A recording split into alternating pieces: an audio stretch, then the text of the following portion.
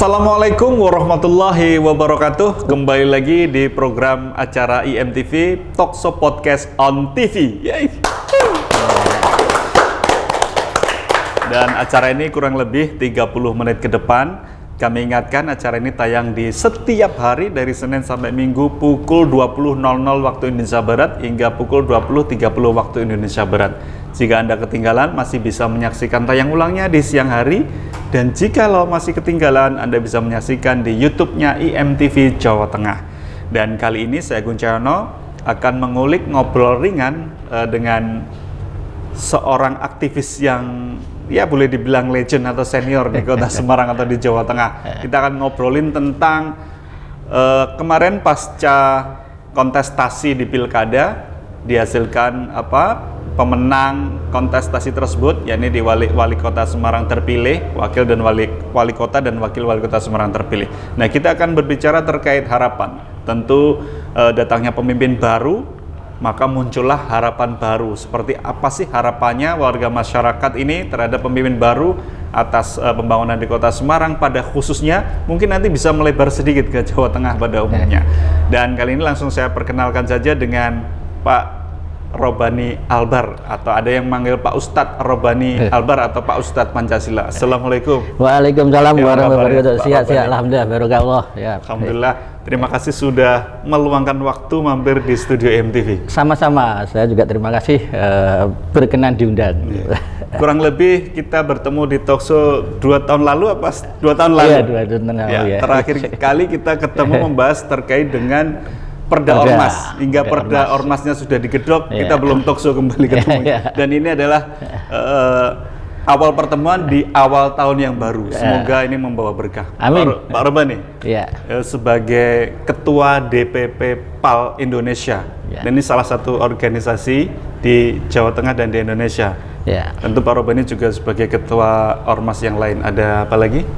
Ya, banyak. Gapura, banyak ya. Gapura, PAL Indonesia, Ketua Forum Jateng Gayam, kemudian ada apa namanya? Di NU juga, ya, di LBH NU Jawa Tengah, kemudian juga sebagai pengelola atau pembina di komunitas pengajian Pancasila. Nah, karena saking banyaknya saya ambil salah satu aja sebagai Ketua DPP PAL Indonesia. Iya, terima kasih. Iya. Assalamualaikum warahmatullahi wabarakatuh. PAL Indonesia ini gimana aktivitasnya hari ini? Ya, singkat terkait PAL, pemirsa IMTV dimanapun berada, PAL adalah Persatuan Aktivis LSM Indonesia, berdiri atas Kawat Mendagri nomor 23 2013, yaitu salah satu perintahnya waktu itu dari Kesbangpol Provinsi untuk mendirikan induk ormas di Indonesia. Akhirnya lahirlah beberapa ormas atau beberapa perhimpunan atau beberapa forum ormas tingkat kota, provinsi, dan Indonesia. Kalau tingkat Indonesia ada 3, kalau di Jawa Tengah ada 3, di Kota Semarang juga ada 3. Maka perlu kami sampaikan kepada pemirsa bahwa PAL adalah menaungi atau mewadahi individu aktivis di seluruh Indonesia, dan sudah terbentuk di kabupaten kota juga di provinsi se-Indonesia.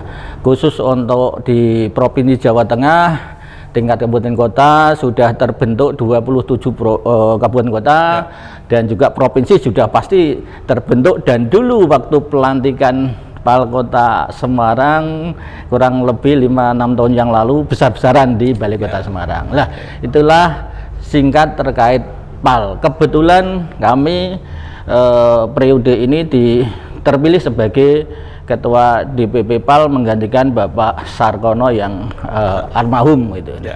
Pak Robani, mungkin bisa dicuplik-cuplik kegiatannya apa saja sih PAL, aktivitinya? Ya, kalau pribadi personal, namanya aktivis itu pasti orang-orang yang aktif di bidangnya masing-masing. Organisasi, aktivitas. Kalau di bidang keagamaan pasti bergerak di pengajian di sosial dan lain sebagainya. Kalau aktivis lingkungan pasti pemerhati lingkungan dan lain sebagainya. Kalau aktivis hukum pasti mengawal berjalannya hukum. Cuman saya terkait hukum itu sangat prihatin karena sulit sekali untuk mendapat penegakan hukum bagi kaum menengah ke bawah, khususnya masyarakat yang tidak mampu. Ini dilema dan PR besar bagi penegakan hukum di Indonesia, khususnya masalah hukum. Tapi bidang sosial politik hampir ada keseimbangan, tapi khusus masalah hukum itu jomplang sekali. Kalau menurut Pak Robani ya, sebagai aktivis advokat juga di bidang hukum, tentu sangat concern atau perhatian. Nah, ini kira-kira apa sih yang perlu diperbaiki kalau dalam penegakan hukum ini, Pak? Kalau regulasinya undang-undang sudah komplit bagus, cuman mental pelaksananya yang harus ada revolusi mental total. Kalau enggak selamanya Indonesia akan, khususnya di bidang hukum, akan bobrok seperti ini, karena keadilan itu kan subtaksit yang dapat diperoleh semua pihak. Tapi realitas, contoh ya, orang yang tidak mampu membayar pengacara untuk mendapat pendampingan, misalnya pakai Prodio juga tidak maksimal dan lain sebagainya. Itu terkait hukum. Dan pengalaman saya sendiri, di samping juga sebagai advokat, kami juga sebagai aktivis anti korupsi, untuk mengurangi korupsi itu tiap tahun tidak malah berkurang, malah bertambah. Apa faktor yang menurut faktornya tadi, undang-undangnya, regulasinya sudah bagus, kembali ke mental penyelenggara undang-undang itu sendiri. SDM-nya berarti ya? SDM dan mental. Kalau SDM-nya saya kira cukup, secara keilmuan bagus. Keilmuan sudah lebih dari cukup. Karena sudah dari akademisi, titelnya sudah tumpuk-tumpuk. Nah, yang masih perlu diperbaiki tadi yang saya sampaikan, yaitu revolusi mental. Yang banyak terjadi penyimpangan di semua lembaga, di semua lini adalah para penegak hukum atau oknumnya itu mentalnya mental bobrok. Nah, ini yang PR besar untuk menciptakan atau menggiring para pejabat supaya bermental akhlakul karimah yang takut dosa, takut kepada Tuhannya. Kadang-kadang tahu itu dosa tapi tetap dilanggar karena tahu aturannya dan tahu cara untuk istilahnya bumpernya.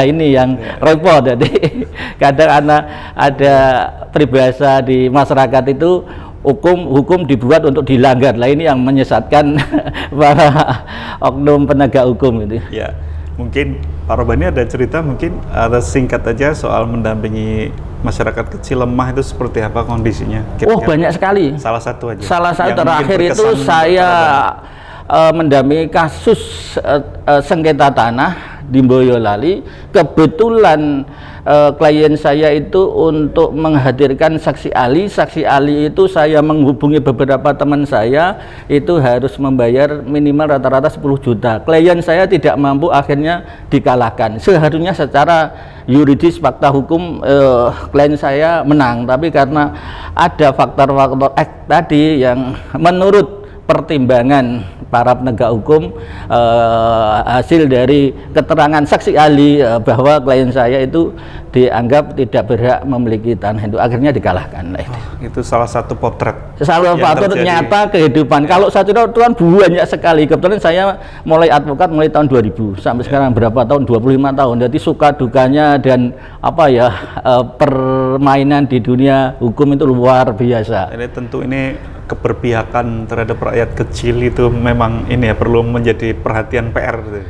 Harusnya era Presiden Prabowo ini berani menegakkan. Kan kalau euforia yang disampaikan di medsos akan mengejar koruptor sampai ke gurun pasir. Kalau itu bisa terrealisasi, saya angkat jempol 4. Tangan, kaki, semua saya angkat jempol untuk Presiden Republik Indonesia Pak Prabowo. Ini harapan kita semua. Harapan ya, pasti seluruh masyarakat, khususnya masyarakat kecil, karena yang bisa mempermainkan hukum itu kan para oknum yang berduit. Oknum-oknum. Iya, pasti. Nah, itu salah satu potret activity Pak Robani sebagai aktivis dan lawyer. Nah, kita kembali ke tema pokok Iya, kita iya, siap. kali ini Pak Robani. Iya. Ini kan terpasca kontestasi pilkada sudah selesai. Iya. Hari ini atau berikutnya tentu harus bergandengan tangan dalam membangun, Iya. karena tidak bisa membangun sendiri-sendiri, tentu Betul, begitu. betul, Nah, betul.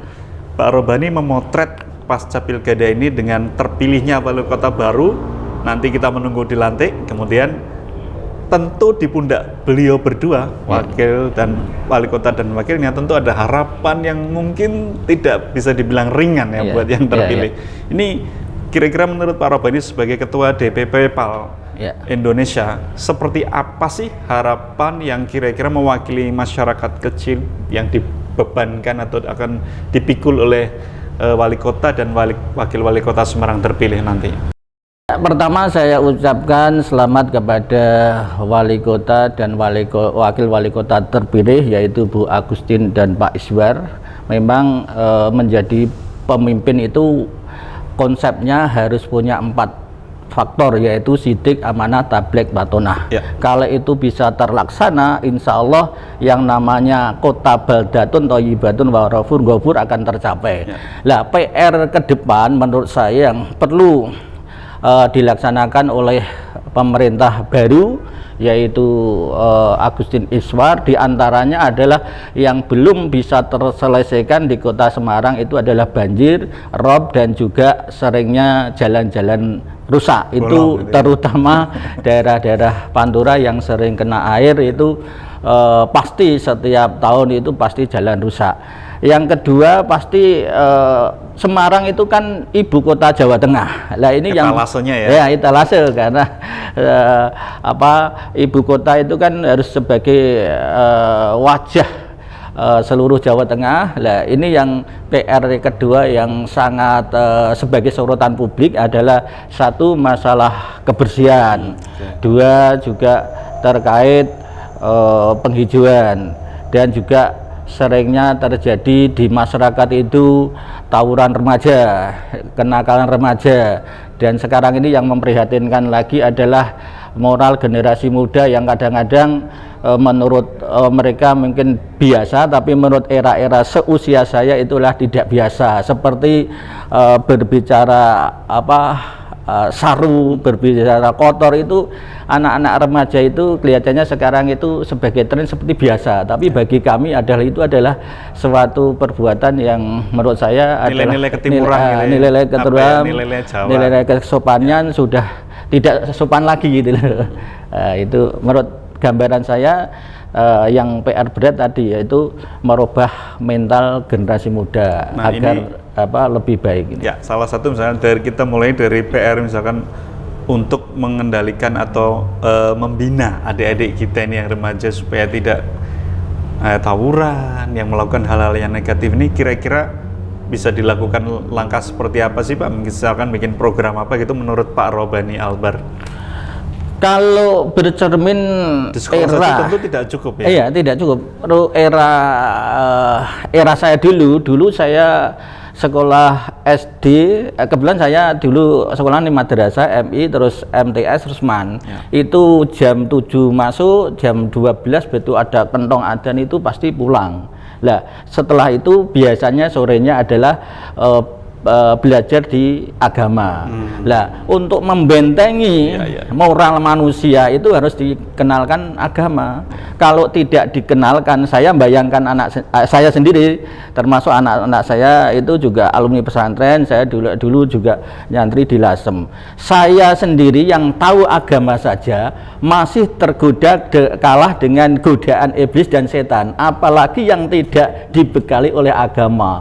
Pasti mindset untuk berbuat yang tidak baik itu condongnya lebih kuat ke sana. Lah inilah saja masih digoda. Lah iya, apalagi tidak. Tidak. Untuk Kota Semarang, saya beberapa kali usul, bahkan dulu ada boarding school itu saya dari pengurus NU se-Jawa Tengah itu dulu mengadakan demo supaya juga tidak sampai full, karena kalau sampai full, kebetulan saya juga mengelola Madin, TPQ. Lah ngajinya gimana? Pendidikan agama bagaimana? Kalau pendidikan umum saja tidak cukup. Ya, nah itu. Kan ada tuh hari ini memang yang pulang memang sampai sore. Nah itu.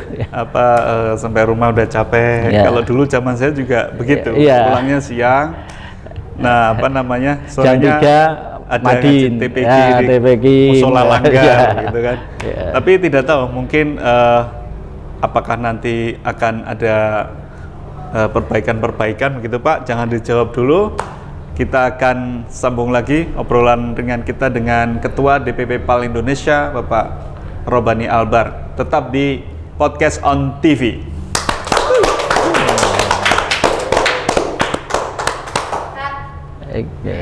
Mengajak Anda berwisata kuliner, mencicipi warisan kuliner di Jawa Tengah, mengangkat, mengenalkan menu dan usaha kuliner yang legend, menjadi alternatif rujukan bagi Anda pecinta kuliner. Ini sausnya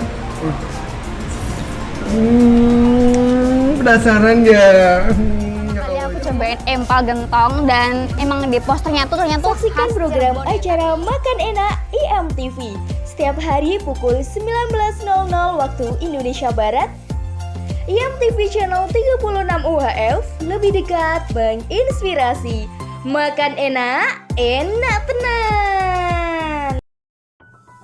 Menteri Kelautan dan Perikanan Sakti Wahyu Trenggono inspeksi ke PT Tilapia Nusantara Jaya Semarang di kawasan Industri Wijaya Kusuma. Liga Anak Indonesia resmi digelar untuk pertama kalinya di Kabupaten Pati, Jawa Tengah. Ajang ini tak hanya menjadi kompetisi sepak bola usia dini. Pemusnahan botol minuman keras dilakukan dengan cara digilas dengan alat berat. Dari hasil razia selama 1 tahun kemarin, mereka akan bertanding untuk memperebutkan 2 trofi dan hadiah uang tunai. Golkar itu lahannya milik teman-teman. Pemusnahan minuman keras yang dapat kami Saksikan informasi IMTV terkini pukul 20.00 waktu Indonesia Barat di channel 36 UHF. IMTV lebih dekat menginspirasi.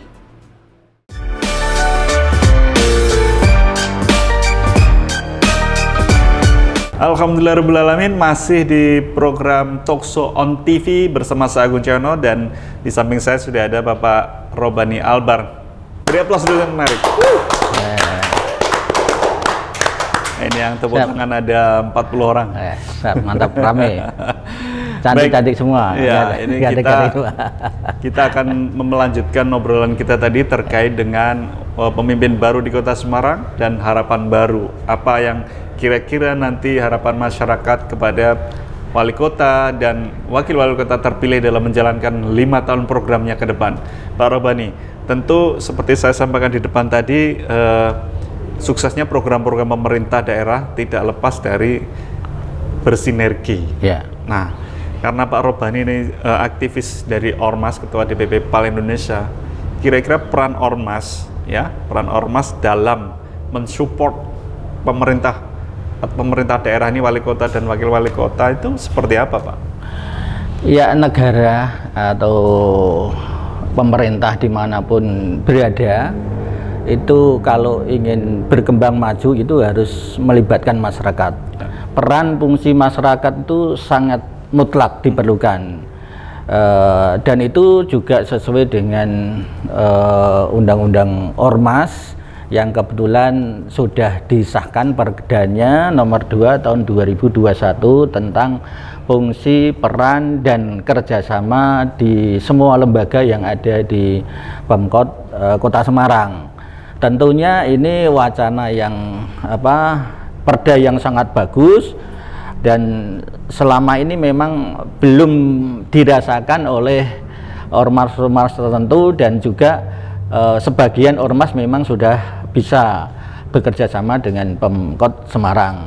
Harapan kami pemerintah baru ini di era Ibu Agustin Pak Iswar itu perda tentang ormas, perda nomor 2 tahun 2021 tentang fungsi dan peran ormas itu supaya dilaksanakan.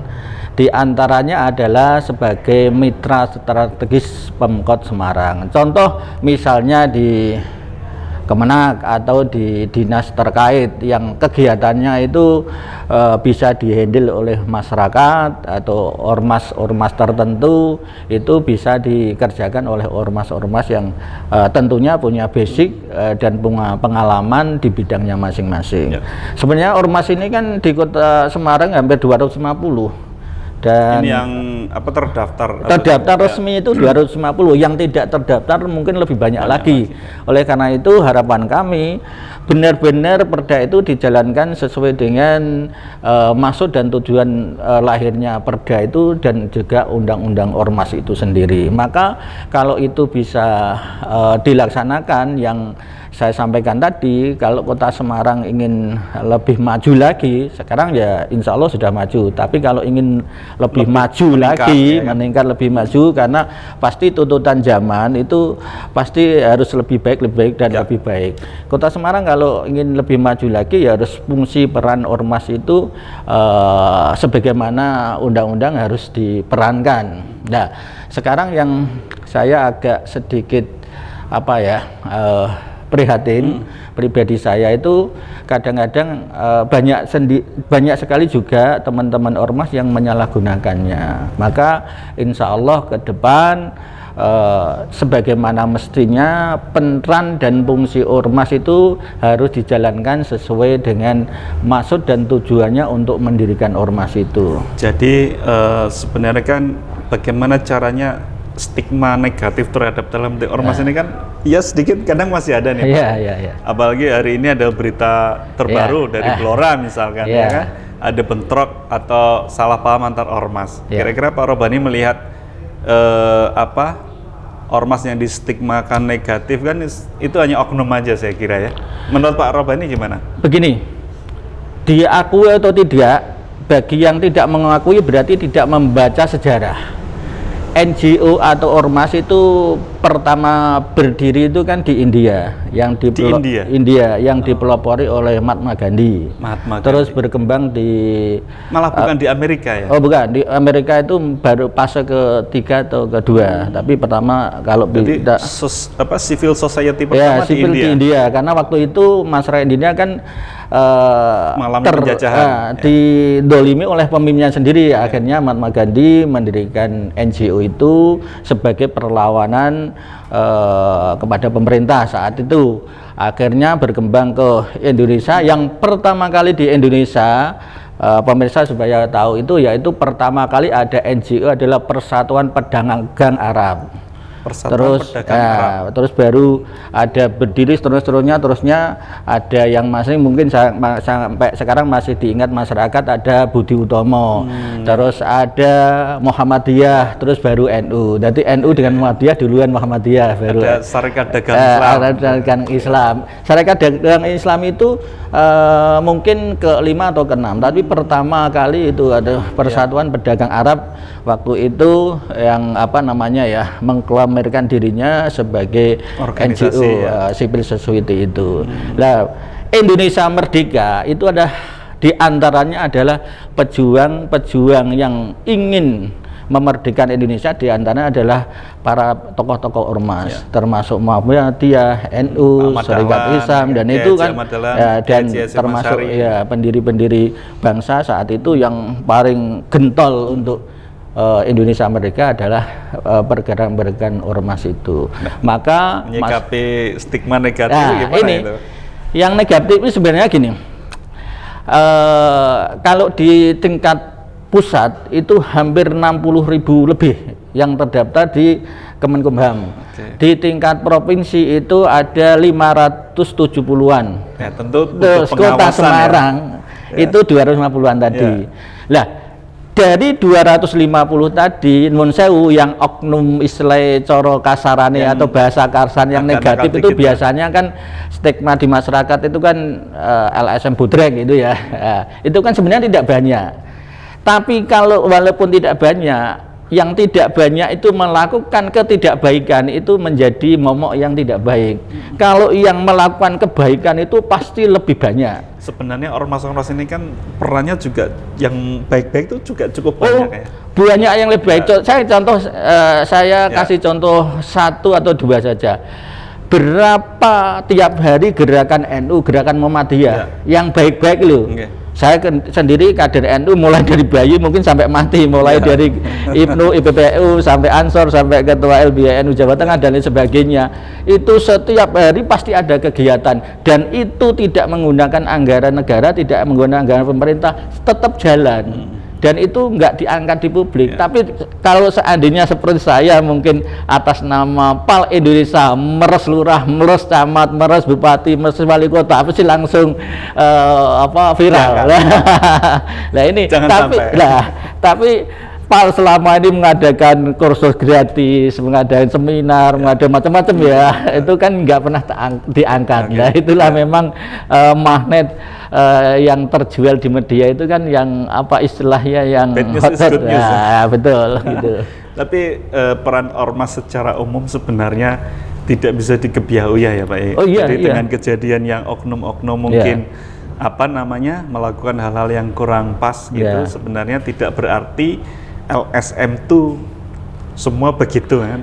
Nggak fair kira-kira gitu kira-kira. Ya, seperti begini, yang baru viral itu seperti antara kiai abal-abal, dai abal-abal, kiai yang tidak baik dan tidak baik.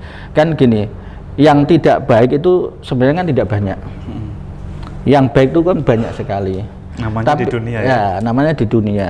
Karena itu tugas setan, nanti nggak ada. Kalau baik semua gimana? Kalau baik semuanya nanti setannya nggak punya kerjaan.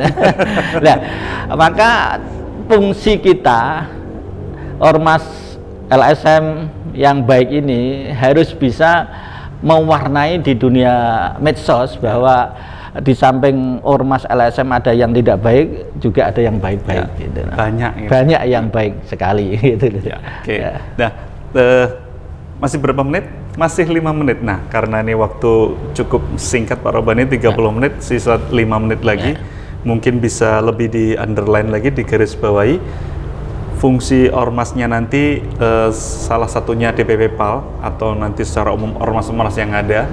Itu bagaimana sih peran ormasnya ini supaya harapan ini kan ormas juga mewakili masyarakatnya.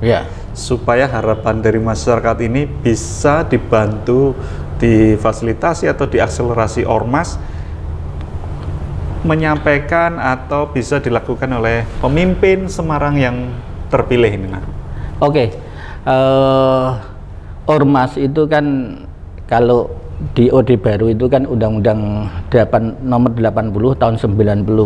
Kalau dulu itu LSM itu pergerakannya di bidang kegiatan, kalau ormas itu di bidang massa.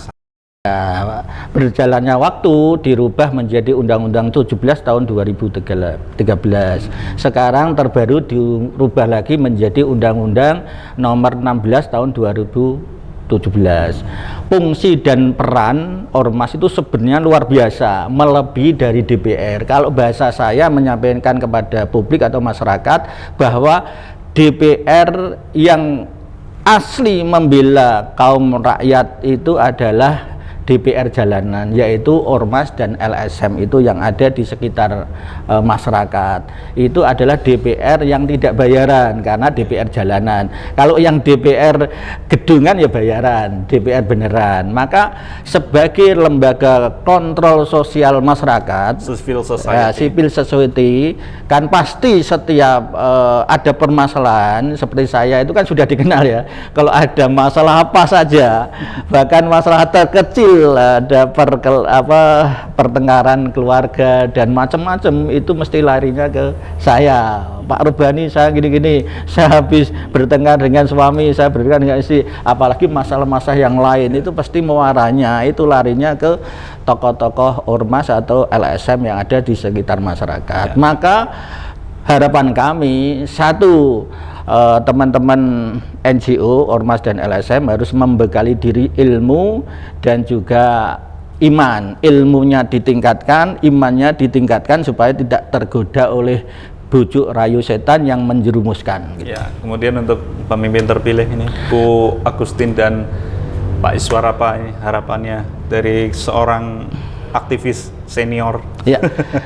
Saya lewat media IMTV yang saya cintai, mudah-mudahan menggema di Jawa Tengah dan khususnya Kota Semarang bisa mewarnai dunia media.